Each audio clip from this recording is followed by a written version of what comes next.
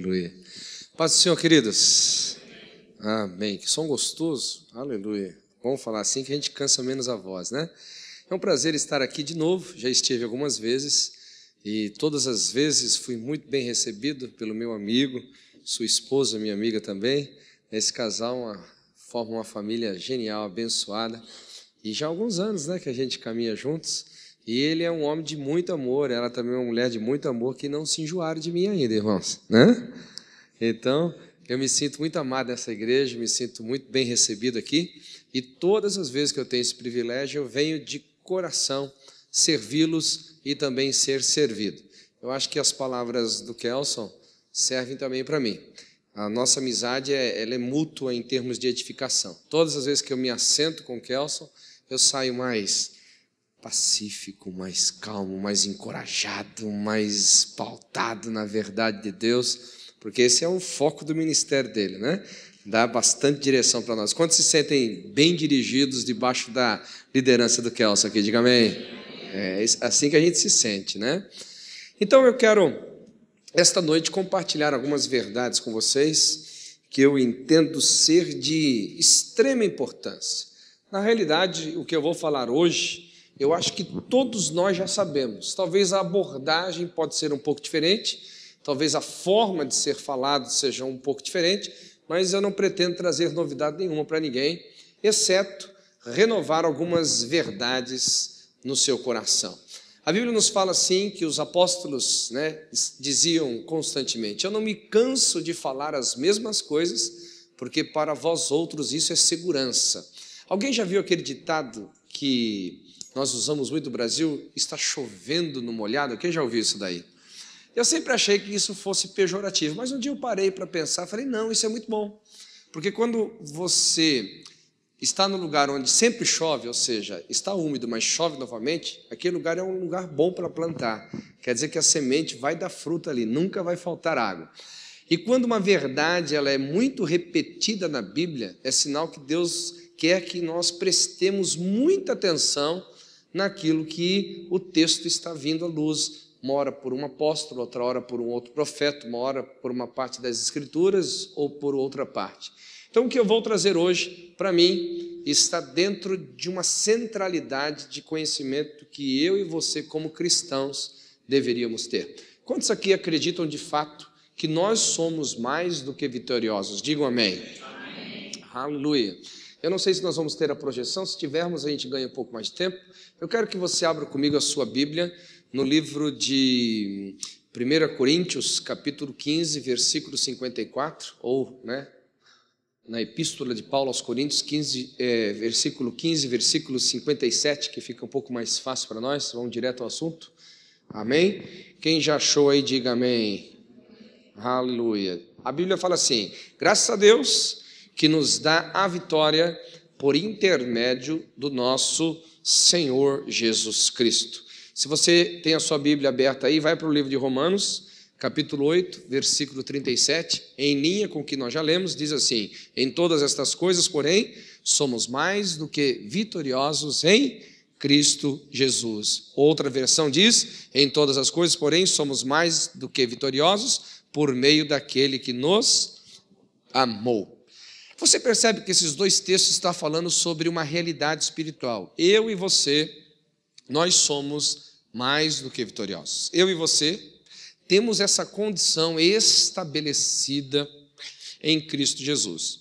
Mas a realidade, queridos, é que muitos de nós não temos essa concepção com muita clareza dentro dos nossos corações e, consequentemente, nós não nos apropriamos daquilo que é nosso como direito, como herança, como filiação, né? E também abrimos portas para medirmos forças com o diabo. Você vai ver que esses assuntos eu vou tratar com um pouco mais de detalhes adiante. Certa vez, quando eu estava orando sobre esse tema, Deus falou comigo claramente sobre isso. Deus falou assim que eu, como filho, e muitos, à semelhança de mim, oramos ao Pai, buscamos o Espírito Santo, nos relacionamos com a palavra de Deus, como se tudo estivesse numa projeção de futuro, quando na realidade nós deveríamos nos relacionar com Deus numa projeção de passado. Eu perguntei, Deus, eu não estou entendendo o que é isso. E Deus começou a me levar para as Escrituras e começou a abrir o meu entendimento em relação ao que é ser mais do que vitorioso. Eu garanto que a maioria de todos nós, quando oramos, quando jejuamos, quando vamos à igreja, ouvimos a igreja, ou quando, enfim, temos alguma prática espiritual, nós procuramos ser. Na realidade, queridos, esse é um entendimento um pouco equivocado, porque na realidade, você não tem que ser nada, você já é. Em todo momento em que eu e você procuramos ser mais do que vitoriosos, automaticamente nós anulamos uma condição daquilo que nós já somos. No momento que você ora para ser mais do que vitorioso, você está dizendo que de fato não recebeu ainda aquilo que já é seu por herança. Quando você jejua para ser mais do que vitorioso, você está dizendo que não tem ainda a condição que Deus te deu. Quando você vai à igreja para ser mais do que vitorioso, você está querendo dizer que na realidade você não confia no que a palavra diz ao seu respeito. E Deus foi abrindo os meus olhos para essas realidades e foi me chocando. Como eu já estou vendo alguns olhinhos das pessoas, tem uns que já se acertaram aí no banco, aí falam, o que esse pregador está querendo dizer aí? É isso mesmo, eu quero que você fique chocado momentaneamente. Muitos de nós, na nossa forma de ser e viver o cristianismo, estamos na contramão de uma verdade estabelecida por Cristo Jesus, uma verdade da cruz, uma verdade do sangue derramado, uma verdade fundamental do cristianismo. Nenhum de nós que aceitamos Cristo como nosso Senhor e Salvador, alguém aqui já aceitou Jesus como seu Senhor e Salvador? Eu ouvi uns 2 améns, eu vou tentar de novo. Alguma mulher aqui já aceitou Jesus como seu Senhor e Salvador? Amém. Oh, aleluia. Algum homem aqui já aceitou Jesus como seu único Senhor e Salvador? Amém. Aleluia. Então vire para o lado para essa pessoa muito gentil que vai te pagar um jantar depois desse culto. Aleluia. Glória a Deus. E diga para ela assim, se você já aceitou Jesus como seu Senhor e Salvador... Vamos lá, diga, se você já aceitou Jesus como seu Senhor e Salvador, você não pode lutar para ser vitorioso.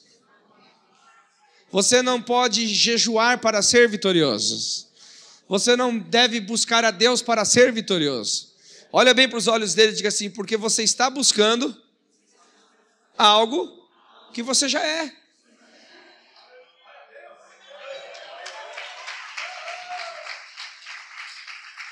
E eu percebo que muitas vezes, por essa má formação conceitual, doutrinária, o diabo faz que nós venhamos ser como aqueles cachorros que correm atrás do rabo. Em outras palavras, a gente fica correndo atrás daquilo que já é nosso, a gente fica correndo atrás de ser aquilo que nós já somos, a gente fica correndo atrás daquilo que já é nosso por herança. Pastor, então, me explique um pouquinho melhor sobre isso. Vamos voltar ao texto. Olha o que você leu lá no livro de Romanos, capítulo 8, versículo 37. O texto nos fala lá que, presta atenção, em todas as coisas. Em todas as coisas. Então não existe absolutamente nada fora do conceito que o apóstolo Paulo está falando de todas. Todas são todas as coisas. Em todas as coisas, porém, somos mais do que vencedores, ou mais do que vitoriosos. Então, a sua perspectiva tem que ser assim, sempre que você olhar para uma situação, você não tem que olhar para ela como talvez, quem sabe, um dia, de alguma forma, Deus vai encarecidamente, misericordiosamente, ter compaixão de mim e me fará um vitorioso. Não, na realidade, você sempre tem que olhar para a situação como você sendo um vitorioso, em todas as coisas, em todas as coisas. E aqui, queridos, começa, para mim, a grande sacada do cristianismo e a grande dificuldade ao mesmo tempo. Por quê? A grande sacada.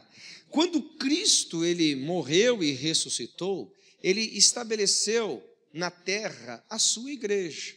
A sua igreja composta de gente salva, de gente regenerada no Espírito.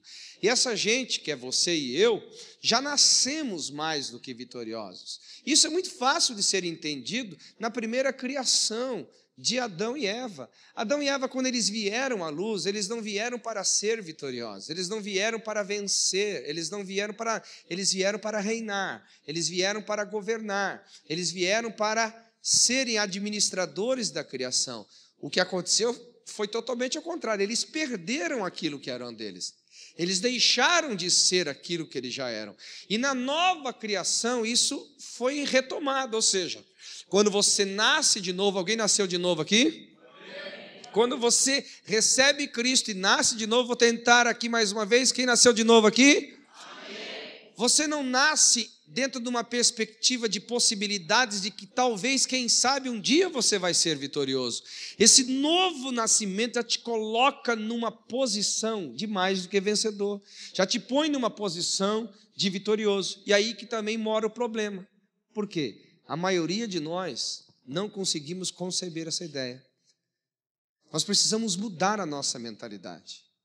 Nós precisamos mudar a nossa forma de pensar sobre o reino de Deus, sobre o que Cristo fez na cruz do Calvário, o que de fato significa o sangue derramado, o que de fato significa o corpo sepultado, o que de fato significa o Cristo ressuscitado, o que de fato significa aquele que subiu e se assentou à direita do Pai nas regiões celestiais. Na realidade, nós vivemos muitas vezes uma religiosidade até sepulcral e deixamos a realidade do cristianismo passar por nós sem ser apropriada. Precisamos mudar a nossa concepção mental sobre o que é ser cristão, o que significa ser filho de Deus, o que significa ter nascido de novo, o que significa ter o Deus como o nosso doador da herança e ser em Cristo co-herdeiro com Ele. Essa concepção precisa ser mudada. E se você observar Romanos capítulo 12, versículo 2, diz assim, que quando eu renovo a minha mente, eu vou experimentar qual é a boa, perfeita e agradável vontade de Deus. Sem essa renovação de mentalidade, ainda que eu tenha nascido de novo, e nesse novo nascimento eu renasci como mais do que vencedor, mais do que vitorioso, pode ser que eu esteja vivendo uma vida derrotada. Não porque essa é a vontade de Deus, mas a minha falta de compreensão mental, a minha falta de entendimento das coisas espirituais me subjuga a uma condição normal. Querido, eu não sou mais normal. Do momento que eu aceitei Cristo Jesus, eu não sou mais normal. Não, acho que é muito forte isso. Não. Acho que você não está entendendo o que significa isso, meu irmão. Você percebe que são verdades? Na verdade, aqui, eu já até falei para o Kelso, né, que são verdades muito fortes, que a gente precisa de tempo para explicar cada uma delas. Mas eu só vou jogar um melzinho na boca aqui, tá, Kelso?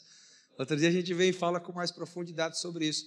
Porque, de fato, queridos, deixa eu abrir um pouquinho o leque aqui. A maioria de nós praticamos a religião chamada cristianismo.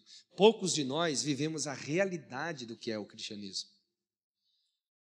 A maioria de nós estamos formatados a um padrão humano do que é cristianismo. E poucos de nós estamos pouquíssimos acostumados à realidade espiritual do que é o cristianismo. A maioria de nós temos uma perspectiva secular e às vezes até humanista do cristianismo. Poucos de nós temos uma visão celestial do cristianismo. Isso é um problema sério. Porque o que eu percebo nas Escrituras, o que eu entendo sobre a obra de Cristo Jesus, quando Ele nos salvou, Ele não nos mudou de religião, Ele não nos tirou da religião A, B ou C e D para nos inserir em outra religião chamada cristianismo. Eu não vejo que a morte e a ressurreição de Cristo fez com que Ele se tornasse um competidor religioso entre outras denominações e religiões por aí. Não. Jesus, quando Ele ressuscitou e recebeu o direito de fazer dos homens filhos de Deus pelo sangue derramado, pela regeneração, pela promessa do Espírito Santo que seria derramado sobre nós, Ele nos fez novas criaturas. E o que significa isso? Nós temos que entrar nessa dimensão de fé. Nós temos que entrar nessa dimensão de filiação. Nós temos que entrar nessa dimensão de propriedade. Nós somos, não nos tornaremos. Precisamos mudar a nossa concepção. E essa falta de mudança de concepção é que vai nos fazer derrotados ou vai nos fazer vitoriosos. Apenas um texto para vocês observarem sobre isso. Mateus capítulo 13, a Bíblia fala sobre a parábola do semeador. Alguém já leu essa passagem da Bíblia? O versículo 19, versículo 23, retrata muito bem essa verdade espiritual. O texto lá fala o seguinte, que alguém ouvindo a palavra do reino e não a compreendendo, o que acontece? Vem o maligno e arrebata o que foi semeado no coração. Por nós não entendermos a verdade do reino, ouça bem, entendermos a verdade do reino, Satanás vem e arrebata. Romanos capítulo 10, versículo 17, diz que a fé vem por onde? Vem por onde? Mas o que eu compreendo nas Escrituras, que ouvir significa entender. Você pode ouvir, mas se você não entender, o diabo vem e rouba. Por isso que nós temos tanta gente frequentando culto por tantos anos e continua com uma vida tão medíocre quanto. Por isso que nós temos tanta gente por tantos anos frequentando reuniões e nunca chegam ao entendimento. E aqui nós temos N razões do porquê as pessoas não chegam ao entendimento. Mas o fato é que por não chegar ao entendimento, o diabo vem e rouba ali o que foi semeado no coração, palavra de vida, palavra de cura, palavra de herança, enfim, tantas palavras. Nós precisamos começar a cultivar essa mentalidade do entendimento do reino. O entendimento do reino. O entendimento do reino. O entendimento do reino. Mateus 19, 23 diz, alguém ouvindo a palavra do reino e a compreendendo. Olha só, ouvindo e a compreendendo. Este é o que dá fruto a 30, a 60 e a 100 por um. A compreensão é extremamente necessária, porque é a compreensão que produz a mudança de mentalidade. Enquanto você não compreende, enquanto aquilo não tem governo sobre a sua vida, aquilo não tem poder de transformação. Deixa um pouquinho mais profundo aqui. Por exemplo, quantos creem que a Bíblia é a verdade? Diga amém. Muito bem, parabéns por você, mas você não chegou a lugar nenhum. Até os demônios acreditam que a Bíblia é a verdade. Até aí eu e você não nos diferenciamos nada dos demônios. Aliás, podemos até perder para eles, porque alguns demônios creem e até estremecem. Porque tem crente que olha para a Bíblia, sabe que é verdade, mas não se estremece diante da verdade que está ali. Saber que a Bíblia é a verdade não tem nenhum problema. Não vai mudar na nossa vida. Nem um pouquinho. Pastor, você está mexendo em coisas muito sérias, mas eu estou aqui para isso mesmo. Segundo passo. Quantos creem que a verdade da Bíblia liberta, cura, transforma? Diga amém. Amém. Isso também não vai mudar você. Você precisa chegar no terceiro nível. Aí você vai começar a desfrutar de transformação. Quem crê que a Bíblia é verdade? Por que diminuiu a minha? Pastor, o primeiro confronto, os caras já começam a jogar a Bíblia no lixo, assim, já não vale mais nada a Bíblia, já vai estar... meu Deus do céu. Vamos lá, meu irmão. Continue com as suas convicções. Quantos creem que a Bíblia é verdade? Diga amém. Amém. Muito bem. Quantos creem que a verdade da Bíblia liberta, cura, sara? Diga amém. Amém. Agora, essa verdade só vai entrar em operação na sua vida quando a verdade da Bíblia, que cura e liberta, for verdade para você. Aí você entra no processo. Porque não adianta ser a verdade verdadeira. Desculpa aqui a redundância. A verdade tem que ser verdade para você. No momento que a verdade tem governo sobre a sua vida, no momento que a verdade tem governo sobre o seu pensar e, consequentemente, no seu agir, aí você entra num processo de liberdade, de libertação, de cura e de transformação. Por exemplo, você quer ver uma coisa? Quantos creem que Jesus morreu, ressuscitou, está sentado à direita do Pai e nos deu direito à salvação? Diga amém. Amém. Isso é verdade para a sua vida? Isso te dá certeza de salvação? Mas se você perguntar para um muçulmano, ele não vai acreditar nisso. Se você perguntar para um budista, ele também não vai acreditar nisso. A verdade que opera em você, não opera nele. Mas não deixa de ser verdade. Acho que você não está entendendo. Deixa de ser verdade porque o budista não acredita?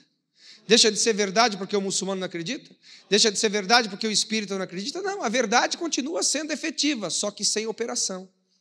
Porque não é verdade para quem ouviu. Isso tem acontecido no meio da igreja, porque quando a gente fala do budista é muito fácil, quando a gente fala do islâmico é muito fácil, quando a gente fala do fulano lá, em que Jesus não tem sentido nenhum para ele, é muito fácil de compreender. E agora aqui dentro da casa de Deus, que nós nos consideramos como filhos, e a verdade de Deus como Pai para nós não é verdade absoluta que governa as nossas vidas. Alguma coisa precisa começar a mudar dentro de nós, e é isso que Paulo propõe em Romanos capítulo 12, versículo 2. Renove o seu entendimento para que possais experimentar qual seja a boa, perfeita e agradável vontade de Deus. Irmãos, eu vou falar uma coisa muito séria. Nós vivemos uma geração de crentes ateus. Crentes que não acreditam mais como de fato a Bíblia deve ser crida. Nós estamos contextualizando a Bíblia dentro de parâmetros humanistas. Nós estamos equiparando a Bíblia em meros sentimentos comportamentais. Por exemplo, uma das características do humanismo é tirar o sobrenatural. Hoje a gente não pode mais falar de sobrenatural porque a gente está sendo místico. Isso é um evangelho humanista. E que vem com um rótulo Made in Heaven, e não tem nada de Heaven, tem qualquer outra coisa, menos Heaven. Você está comigo aqui ou não? Então, quando nós lemos um texto forte como esse, em todas as coisas nós somos mais do que vencedores, você tem que parar para analisar isso e dizer, meu Deus, o que isso significa? O que é esse conceito para a minha vida? O que é esse conceito para o meu cristianismo? O que é esse conceito tão forte, tão confrontador das Escrituras? E isso começa o quê? Numa mudança radical de mentalidade. Bem, deixa eu seguir um pouco adiante. Já coloquei um pouquinho de mel na sua boca, outro dia eu venho ensinar com isso mais profundidade para vocês. Se você ler, por exemplo, João capítulo 19, versículo 30... a partir do versículo 28, propriamente dito, você vai ver que Jesus estava ali, e a Bíblia fala que ele compreendeu que profeticamente as Escrituras estavam cumpridas. Olha que interessante, o versículo 28 fala isso. E ele compreendeu que as Escrituras haviam se cumprido. Aí no versículo 30, ele pega e entrega o seu espírito e diz, está consumado. Queridos, você sabe uma coisa equivocada que a gente faz? E eu acho que a gente não entende até porque faz isso.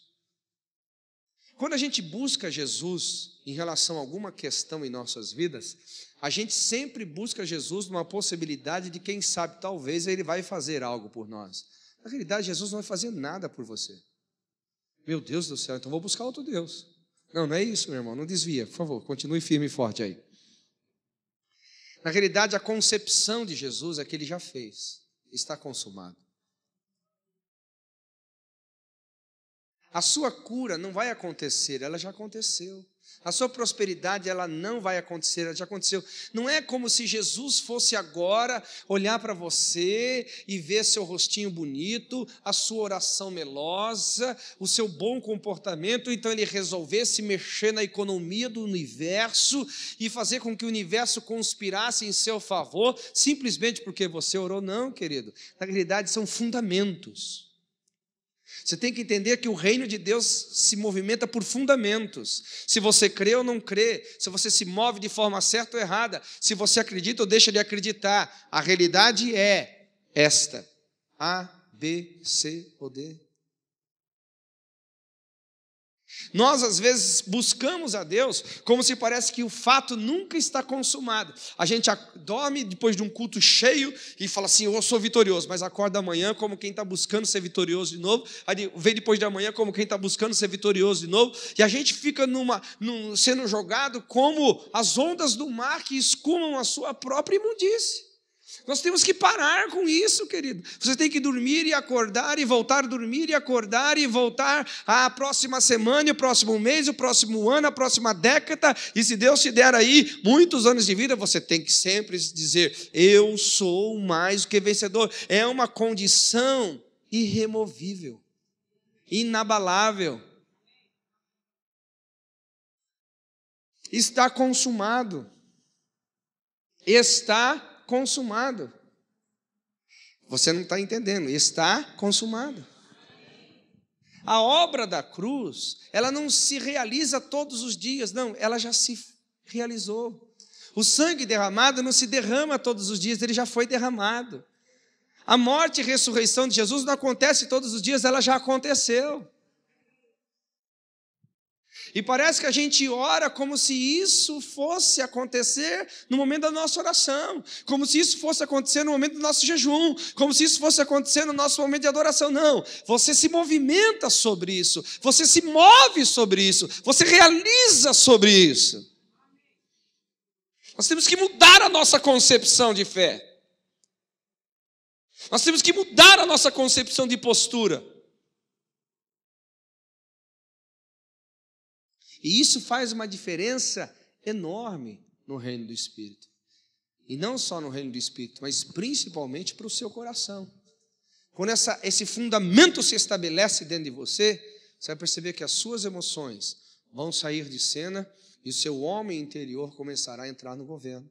Você vai perceber que você vai deixar de viver um cristianismo almático para começar a viver um cristianismo espiritual. Você vai perceber que você vai deixar de viver um cristianismo circunstancial para viver um cristianismo fundamental.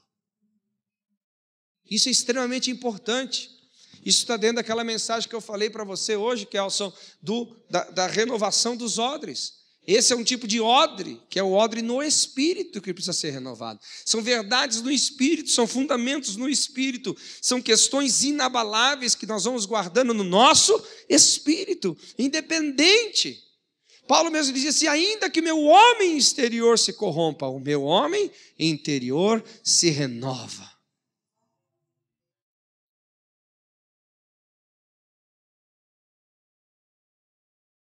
Você está comigo aqui ou não, queridos?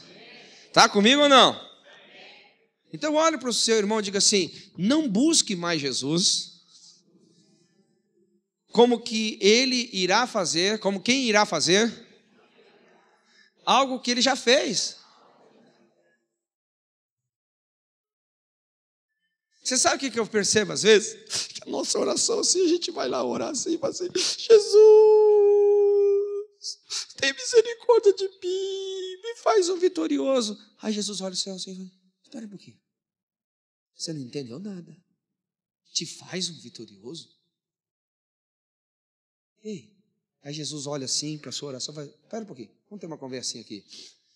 Olha, nas minhas anotações aqui, no dia tal, no mês tal, do ano tal, no culto tal, você atendeu um apelo, de verdade eu percebi que você entregou sua vida para mim, ali eu me tornei o seu Salvador e o Senhor da sua vida, e ali você nasceu de novo, e quando você nasceu de novo, a sua identidade diz que você já é mais que vitorioso. Espera um pouquinho, eu estou errado?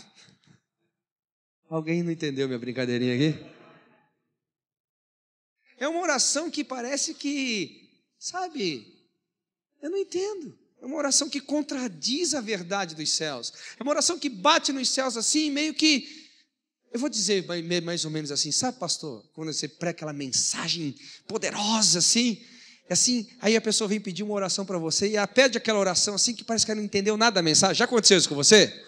Ah, meu Deus do céu, o que eu vim fazer nesse lugar? Mas dá um sentimento de fracasso, um sentimento de desalento, vontade de fugir, se enfiar no buraco. Não vou ser mais pregador porque eu não sirvo para nada.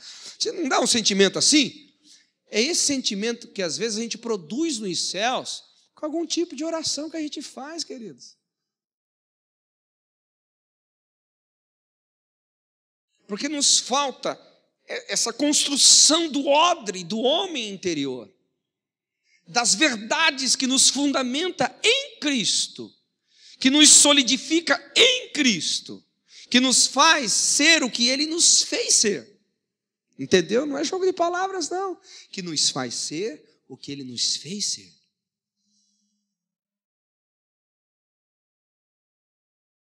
Precisamos mergulhar nessas questões mais profundas. Precisamos mergulhar nessas questões bem mais dinâmicas.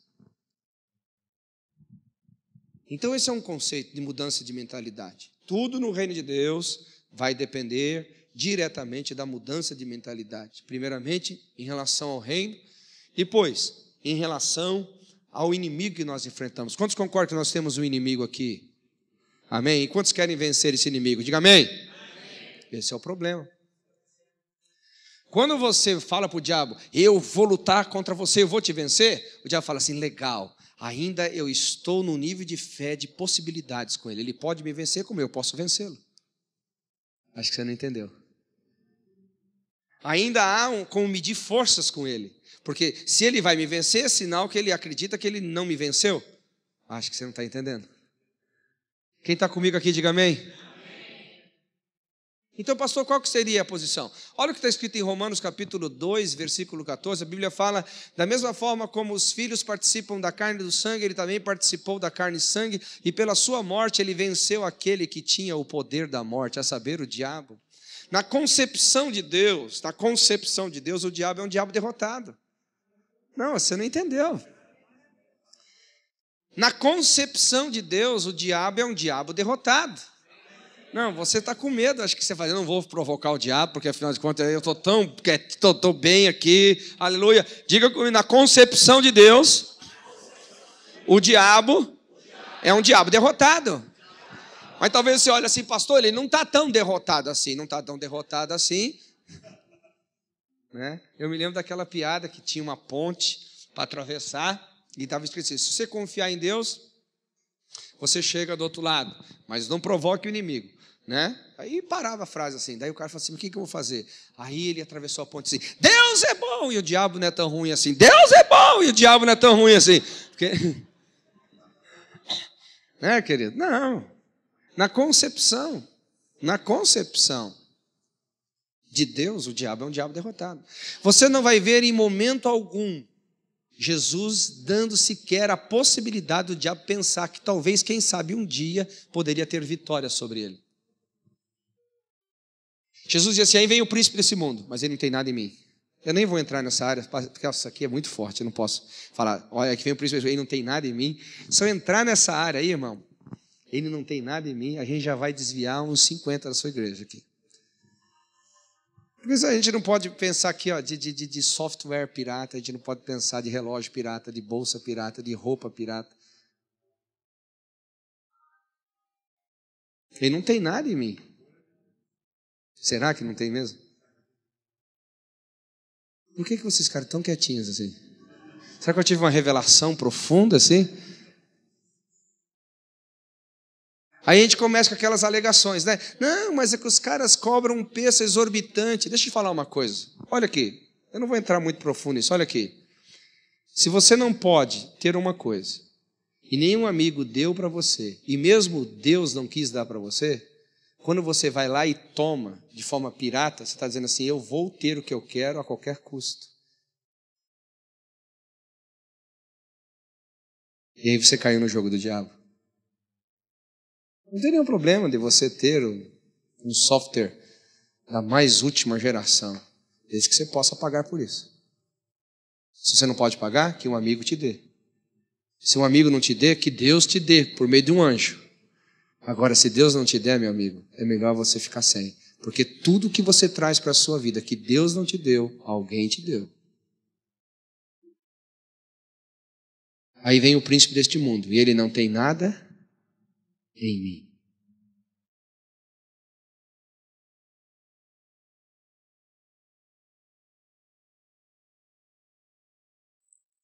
Hello?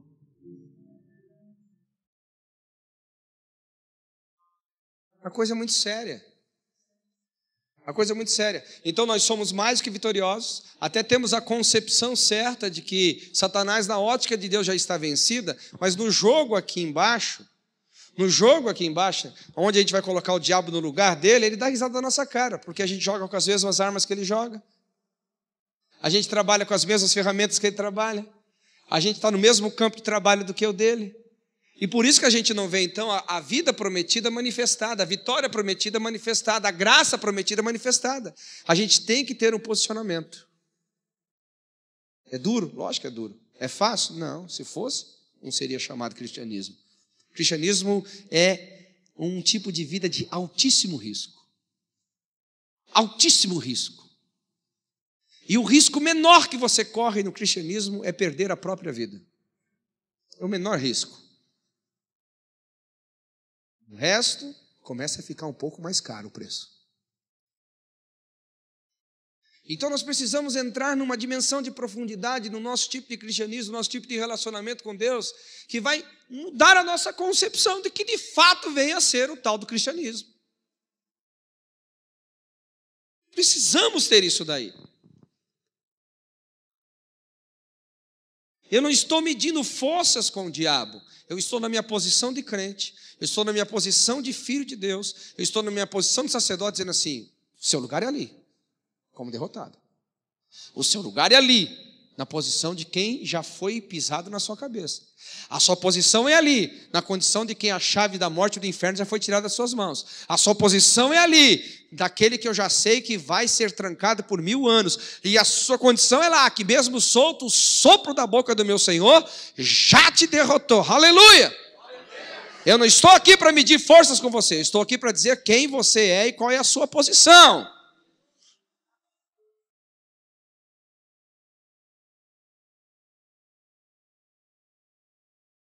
Foi assim que Cristo se posicionou. Mas, amigo, olha para os meus olhos aqui. Sabe o tipo de cristianismo que a gente quer viver? Não é um cristianismo voltado para o reino, é um cristianismo voltado para nós. Eu chamo que é o cristianismo antropocêntrico, onde a sua necessidade e a minha necessidade é o centro de gravidade aonde flui a vida do cristianismo. E nunca foi isso. Nunca. Você pode olhar a Bíblia de cabo a rabo. Você pode olhar a Bíblia de Gênesis a Apocalipse. Você nunca vai perceber, jamais vai perceber os céus se movimentando por necessidades. Os céus se movimentam por propósito. E ali as suas necessidades são supridas. E ali as suas necessidades são alcançadas. E ali as suas dores mais sentidas são afagadas pelo amor dele. Ele não despreza a nossa natureza humana e não despreza a nossa condição, né, muitas vezes até efêmera diante da eternidade. No entanto, ele espera de nós uma atitude e uma compreensão totalmente diferente. São concepções mentais que precisam ser mudadas. Nós vamos mais profundo isso em outra hora. Qual outra concepção mental que eu tenho que ter? A respeito de mim mesmo. Primeiro sobre o reino, segundo sobre os nossos inimigos e depois sobre mim mesmo. O que diz Filipenses capítulo 4, versículo 13? Eu posso? Olha que é meio mais fraco. Vamos lá. Eu posso naquele que me fortalece. Aleluia. Queridos, eu vou fazer essa brincadeirinha, eu sempre faço, ela sempre funciona. Talvez eu já até fiz ela aqui, mas ela vai funcionar de novo. Você quer ver? Quantos aqui acreditam de todo o teu coração, mas de todo o teu coração mesmo, que Jesus Cristo tem poder para ressuscitar mortos? Diga amém. Amém. Vamos lá, diga mais forte, amém. Amém. Então, muito bem. Você que disse amém muito forte, muito poderoso. Quantos aqui já oraram por um defunto lá, morto, mortinho da Silva, pronto para ser enterrado? Você colocou a mão na cabeça do defunto e falou: sai daí que não chegou a hora de você ser enterrado ainda. Vem para a vida novamente. Quantos já oraram para valer mesmo? Mas vai orar mesmo, irmão. Não eu vou orar assim, quem sabe, talvez. Orar para valer. Quem já orou, diga amém. Eu vou tentar de novo. Quem aqui crê que Jesus Cristo ressuscita mortos, diga amém. Por que o amém já diminuiu, né? Mas vocês, primeiro confronto, já negam a fé de vocês. Estão muito fraquinhos, irmão. Eu vou tentar de novo. Vamos lá. Quantos creem de todo coração que Jesus Cristo tem poder para ressuscitar mortos? Diga amém. Amém. Quem já orou por um defunto, diga amém. Também tem um salvador da pátria ali. Aleluia. Né? Nosso representante diante de Deus. Pelo menos alguém aqui, Jesus. Aleluia. Né? Queridos, eu não vim aqui te acusar. Eu só vim mostrar para você que o nosso problema não é de fé em Jesus. Eu acredito que o primeiro amém de vocês é genuíno. Eu acredito que o primeiro amém de vocês é verdadeiro. O problema, então, não é da fé em Jesus. O problema nosso é na fé em nós. A gente, quando lê lá, eu posso, a gente quer suprimir o eu. Ainda que ele esteja como sujeito oculto, o eu está lá. Eu posso. Eu posso. Eu posso. Falta-nos posicionamento. Como quem se considera mais do que vitorioso, que tem uma mudança de mentalidade em relação ao reino, quem tem uma mudança de mentalidade em relação ao inimigo que está enfrentando, quem tem uma mudança de mentalidade também em relação a si mesmo. Parece que nós nos olhamos como eternos dependentes. Nós nunca nos vemos como protagonistas da história que Deus está escrevendo. Nós nunca nos vemos como aquele que está sendo a mão de Deus para escrever a história da nossa geração. Nós estamos sempre nos eximindo, sempre com medo, sempre com o pé atrás. Querido, vou te falar uma coisa. Avivamento não compreende apenas quando Deus fala. Avivamento não compreende apenas quando os céus se manifestam. Avivamento não compreende apenas quando o fogo é aceso. Avivamento é quando tudo isso acontece e mais, quando eu e você interagimos. Falta-nos interação, falta-nos nos colocar na nossa posição e dizer, ó, deixa comigo. Parece arrogância? Não, isso é identidade. Isso é identidade. Falta-nos identidade. A gente fica com uma oraçãozinha, chinfrim. Deus, Deus assim, meu camarada, você já tem o meu nome. Você já tem a minha palavra. Você já tem o meu espírito. Você já tem os anjos trabalhando em teu favor. O que você precisa de mais? Tem alguma coisa mais que você precisa?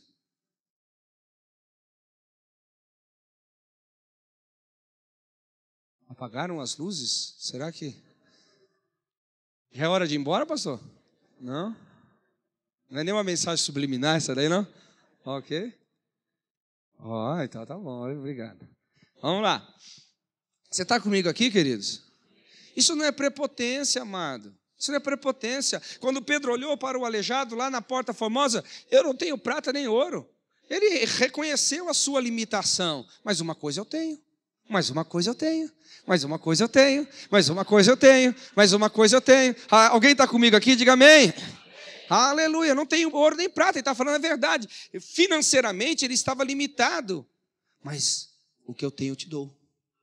Olha só, olha a identidade, o que eu tenho, é meu. Ele me deu esse nome, Ele me deu esse poder, Ele me deu essa autoridade, é meu. E eu te dou, eu estou aqui, eu te dou. Isso está em linha quando Jesus chamou os seus discípulos dizendo, olha, quando você entrar na cidade, você não vai entrar lá como pedinte, você não vai entrar lá como mendigo, você não vai entrar como qualquer um. Quando você entrar lá, você prega o evangelho do reino. Quando você entrar lá, você expulse os demônios. Quando você entrar lá, você ressuscite os mortos. Quando você entrar lá, você entre como um representante dos céus.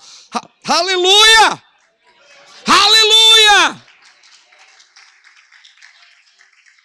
Agora o que o diabo faz? O diabo faz crentes que são governadores da terra, crentes que são administradores dos céus na terra, crentes que são mais do que vitoriosos, crentes que podem trazer os céus para a terra, crentes que podem ser uma bomba atômica, ficarem como cachorro correndo atrás do próprio rabo. Ai, fazendo culto para ser abençoado. Ai, fazendo culto para... Meu irmão... Pelo amor de Deus, vamos mudar isso daí? Um amém. Oh, já melhorou, aleluia. Vamos lá, dá um amém mais forte. Olha para o seu irmão e diga assim, essa geração anseia com grande expectativa a manifestação, a manifestação, a manifestação, a manifestação. Olha bem forte os olhos dele, trata ele bem, ele vai te pagar o jantar hoje. Vamos lá, meu irmão, diga lá. A manifestação dos filhos de Deus. Então dá um chacoalhão, diga assim, isso quer dizer, essa geração está ansiosa, cheia de expectativa, que você se levante como uma voz, que você se levante como um bom perfume, que você se levante como um agente dos céus na terra, que você se levante como uma potência nas mãos de Deus. Aleluia! É isso aí, meu irmão. Mudar a concepção. Mudar a concepção. Mudar a concepção. Primeiramente, em relação ao reino. Entender o reino. Entender quem é Jesus no reino. Entender o que significa sua vida, sua morte, sua ressurreição, sua ascensão, o seu assentar à direita do Pai acima de principados e potestades. Mudar a compreensão do que é ser nascido de novo. Mudar a compreensão do que é cristianismo. Primeiramente lá. Depois, mudar a sua compreensão do inimigo que nós enfrentamos. Ele está aí, ele é real. Eu não estou desprezando as suas astutas ciladas. Elas existem, elas são reais, elas são verdadeiras. O diabo não é uma questão, não um personagem fictício. Ele é real. E se ele puder, ele vai devorar, principalmente aqueles que estão ao derredor.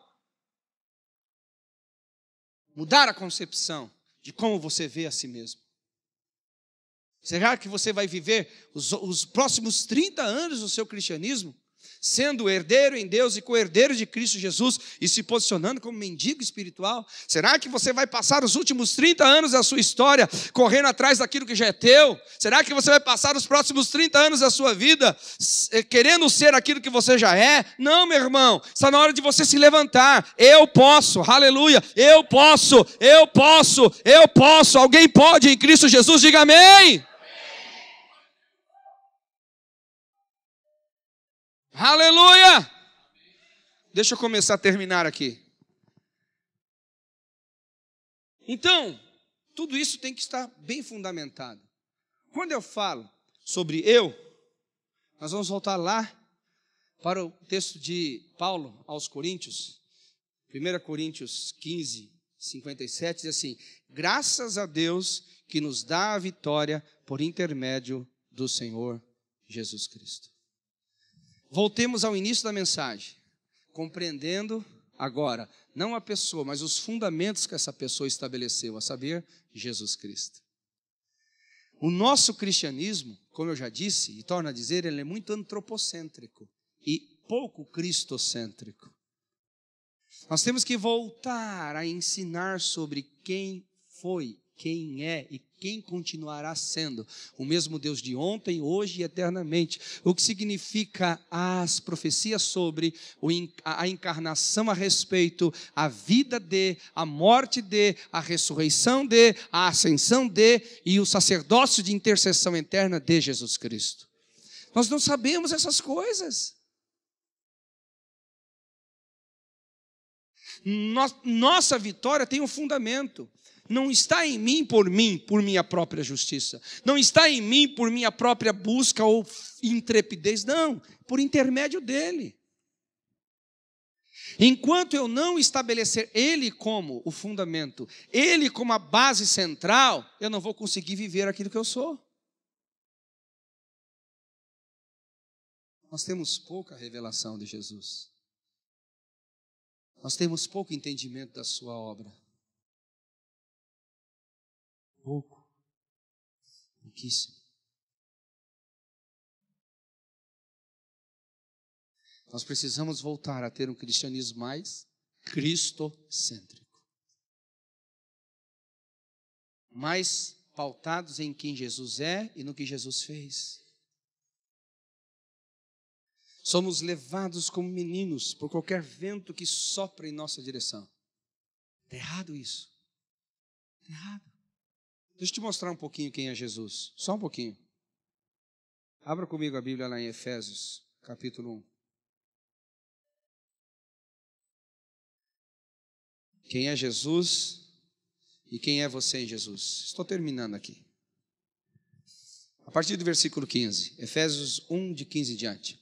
Por isso também eu, tendo ouvido a fé que há entre vós no Senhor Jesus e o amor para com todos os santos, não cesse de dar graças por vós, fazendo menção de vós nas minhas orações, para que o Deus de nosso Senhor Jesus Cristo, o Pai da glória, vos conceda o quê? Espírito de sabedoria e revelação no pleno conhecimento dele. Olha a preocupação do apóstolo Paulo com a igreja, que vocês tenham espírito de revelação e sabedoria para ter o pleno conhecimento dele.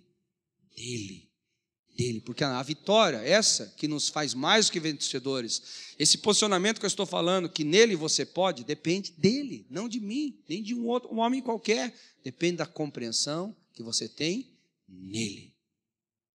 Vamos seguir adiante. Iluminados os olhos do vosso coração, para saberdes qual é a esperança do seu chamamento, qual a riqueza da glória da sua herança nos santos. Perceba? O apóstolo Paulo está dizendo assim, olha, está vendo? Já que você entendeu quem é ele, agora você tem que se descobrir nele. Acho que vocês entenderam. Aleluia. Meu Deus do céu, vem comigo, irmãos. Olha, você entendeu quem é Ele, amém? Quem está nele? Quem está com Ele? Quem está nele? Quem está com Ele? Agora você tem que se descobrir lá. Então, Ele é quem eu sou nele. É isso que Paulo está orando aqui. Olha, eu oro para que isso seja manifestado na vida de vocês. E qual a suprema grandeza do seu poder para nós o que cremos.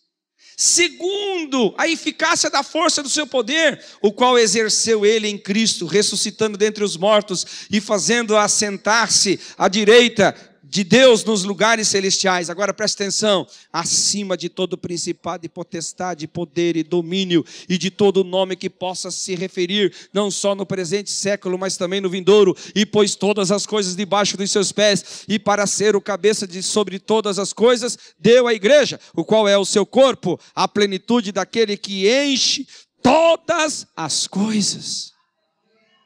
Irmão, pensa num assunto que tem assunto aqui. Pensa numa conversa que leva-nos longe. Descobrir quem Ele é e quem eu sou nele. Esse é um fundamento. É por intermédio dele. Em Jesus. Em Jesus. Nada do que eu estou pregando vai acontecer. Já aconteceu. Essa é uma perspectiva. Já aconteceu. Você não tem que convencer Deus de fazer você mais do que vitorioso. Ele já te fez em Cristo Jesus. Você não tem que convencer Deus de quebrar a maldição na sua vida. Ele já quebrou a maldição por você. Você não tem que convencer Jesus de ter vontade de te curar. A vontade dele é te curar.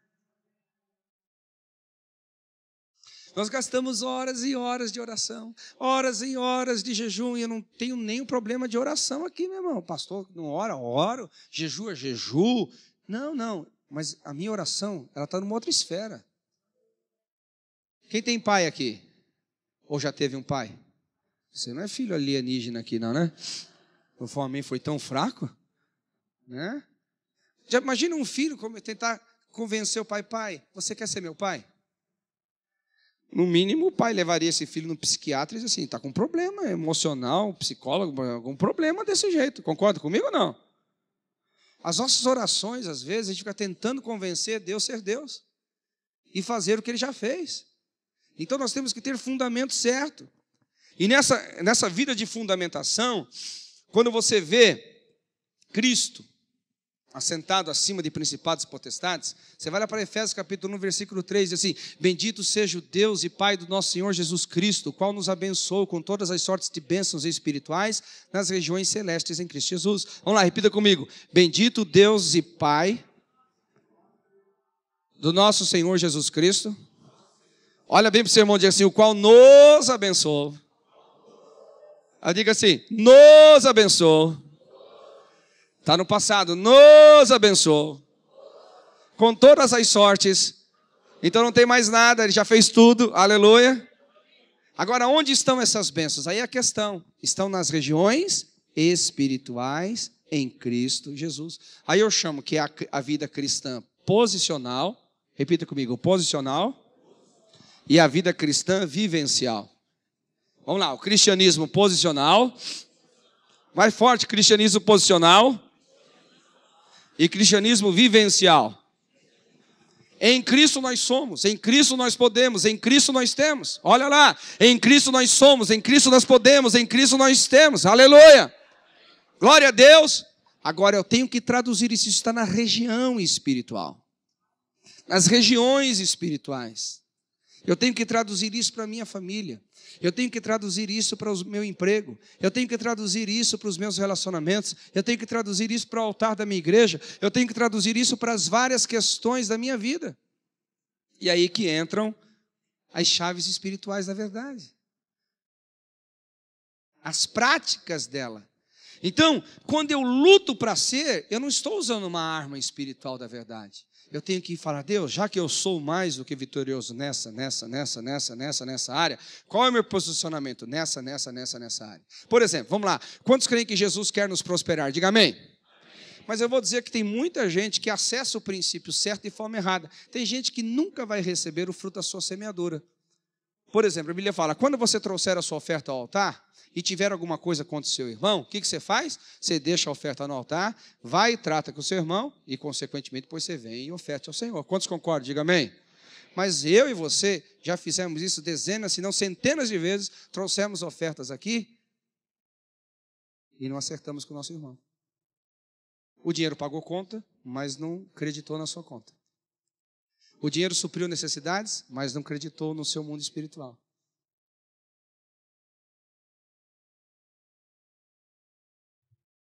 Interação.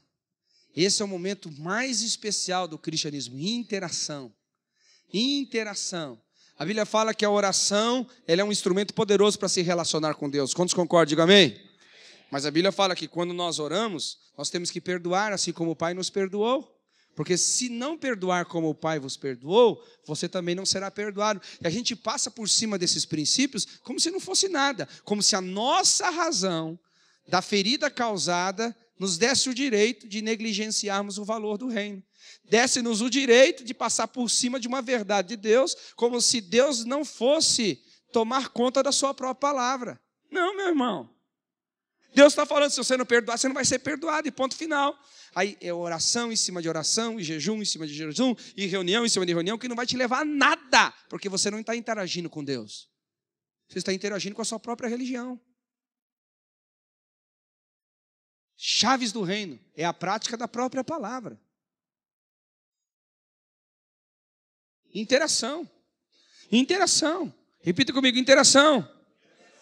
Então eu não tenho que lutar para ser, eu não tenho que lutar para ter, eu tenho que lutar para manifestar, para trazer dos céus para a terra, para trazer das dimensões celestiais para a vivencial. E isso é pela prática das verdades espirituais, pela prática da verdade. O espírito contrário, onde a ira eu levo paz, onde a ódio eu levo amor, aonde... Alguém está ouvindo o que Deus está falando aqui? Diga amém. Aleluia. Então, queridos, eu tenho 2 minutos ali para encerrar. O que eu quero que você entenda isso? Pare de lutar para ser o que você já é. Pare de lutar para ter o que você já tem. Comece a falar, Deus, como é que eu posso interagir com essa realidade? Onde é que eu estou falhando? Eu quero me consertar. Onde eu estou falhando por omissão ou por comissão, eu quero me consertar. Eu vou me acertar aqui. Eu vou me alinhar aqui. Eu vou viver o cristianismo segundo a ótica dos céus. Não segundo a minha ótica. Não segundo qualquer outro parecer. Mas segundo a minha ótica.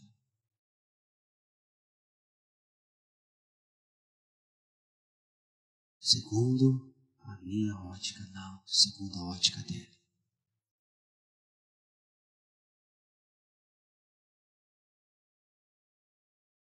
Quantos concordam que a gente tem assunto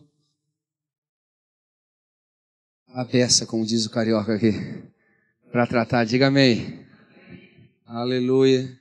Está dentro de um seminário que eu chamo de seminário de maturidade espiritual. Qualquer dia vocês convencem o pastor de vocês, pastor, a gente quer tanto esse seminário de maturidade. Olha, tá vendo? Fala, Deus.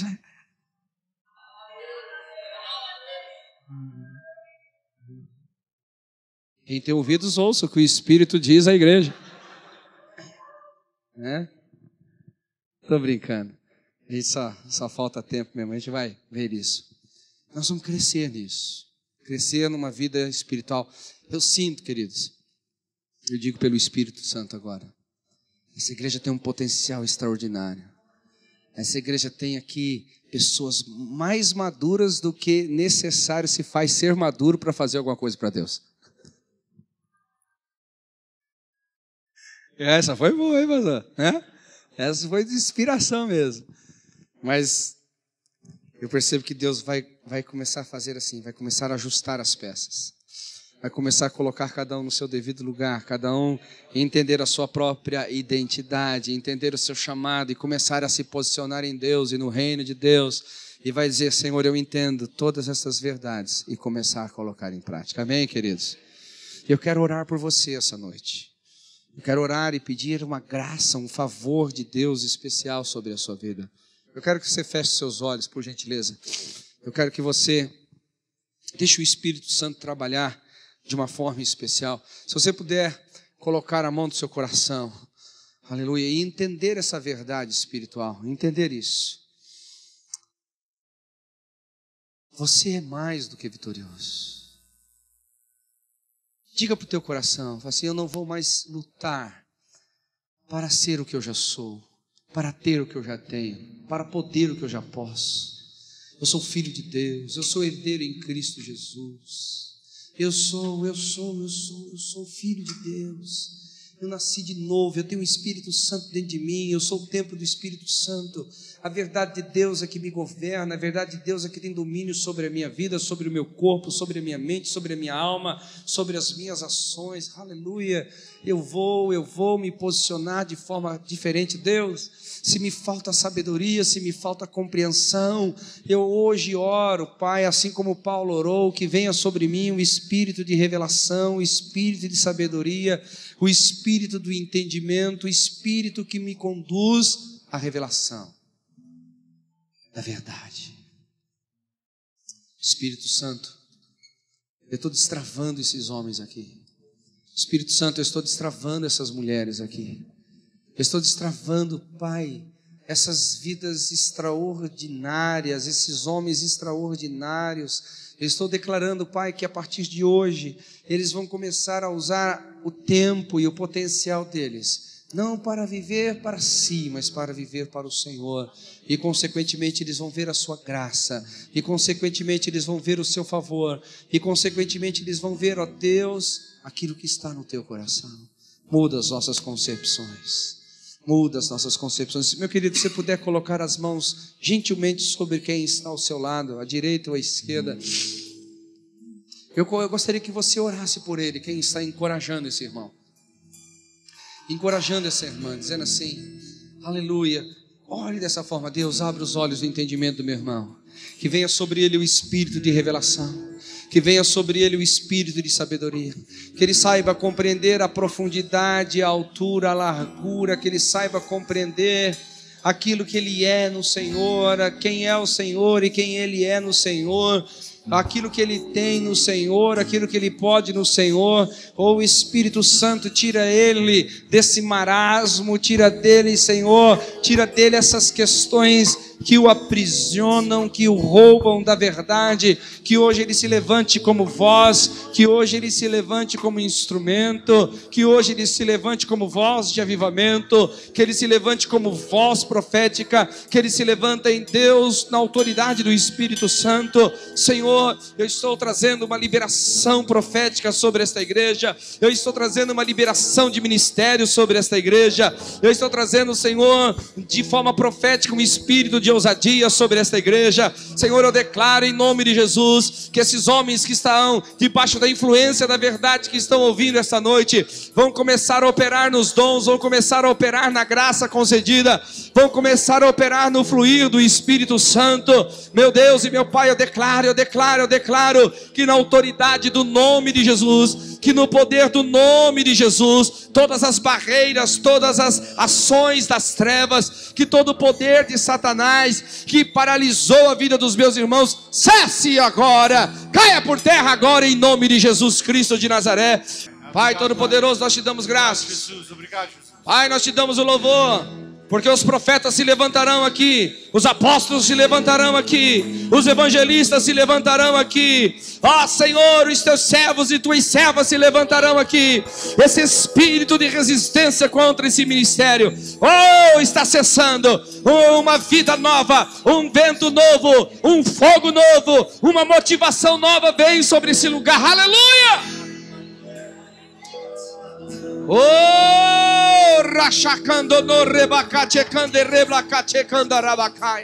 Meu irmão, você que pode ficar em pé, fique em pé no seu lugar. Você que é batizado no Espírito Santo, levante as suas mãos aos céus e comece a orar um pouquinho em línguas estranhas. Isso, ore um pouco em línguas estranhas. Deixe esse rio de vida fluir. Deixe esse rio de vida fluir.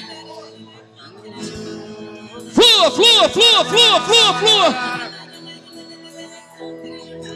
Isso, isso, isso, isso.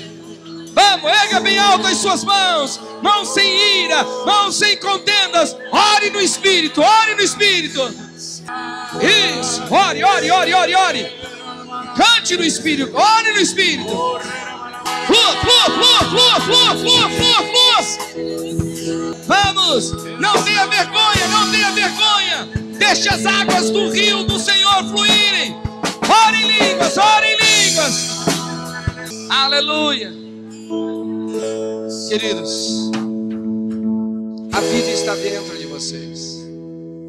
Ela não está fora. A vida está dentro de vocês. Olhe para os olhos do seu irmão e eu vou encerrar com essa palavra de exortação. Diga assim: não busque Deus fora. Se você nasceu de novo, você tem que buscar Deus dentro de você. Ele habita aí dentro. Coloque as suas mãos aqui, diga assim: do meu interior. Diga bem forte: do meu interior fluirão rios de águas vivas. O Espírito inesgotável está aí dentro. Aleluia. Feche seus olhos agora, coloque a mão no seu coração e diga assim: Espírito Santo, eu te recebo numa intensidade ainda maior.